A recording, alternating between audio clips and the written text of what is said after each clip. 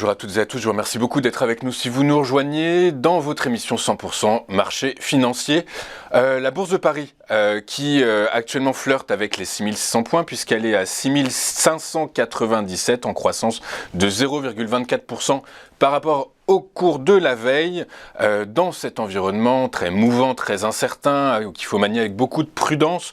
Quelles sont les valeurs qu'il faut suivre tout particulièrement? Eh bien écoutez, pour répondre à cette question, je suis en direct et en duplex avec Antoine Fraisse-Soulier. Bonjour Antoine.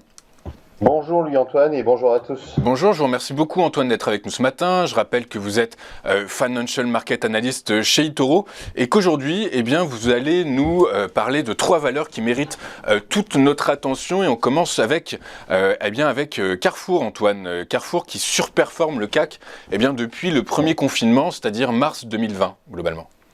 Oui, en effet. Alors Carrefour, il est vrai que j'ai retenu cette valeur ce matin parce que Carrefour surperforme, comme vous l'avez très justement dit, son indice de référence. Le titre est en hausse de plus de 17% depuis le début de l'année, là où un CAC 40 est en baisse de à peu près 10%.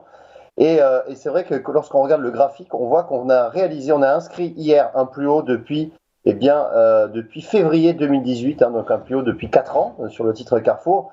Même si à long terme, on voit qu'on était dans une tendance plutôt baissière sur Carrefour dans les années 2016-2017. Mais on a une stabilisation finalement du cours et là on voit qu'on semble vouloir repartir sur une tendance haussière de moyen long terme. Lorsqu'on zoome un petit peu, on voit effectivement que on a hier dépassé les anciens plus hauts qui correspondaient au mois de janvier 2022. On avait atteint les 18,60, on a atteint 18,80, donc on les a légèrement dépassés. Mais 40, alors pour preuve, j'en veux pour preuve, puisque hier, Carrefour a réussi à placer avec succès 1,5 milliard d'euros d'obligations à caractère durable.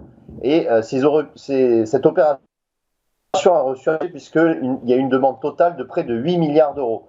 Donc ça a été sursouscrit à près de 4 fois.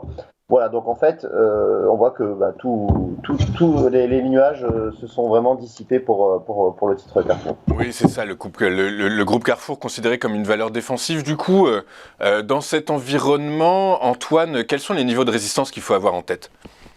Alors, si on prend les niveaux de résistance, étant donné qu'on vient de casser, de déborder le précédent niveau qui s'est situé à 18,63, on va regarder sur du long terme la résistance suivante se situe à 19,66 €, ça correspond au sommet de 2018. D'accord, et puis si jamais donc le titre continue de remplir sa fonction de valeur défensive après les 19,66, quel serait le second niveau de résistance, Antoine?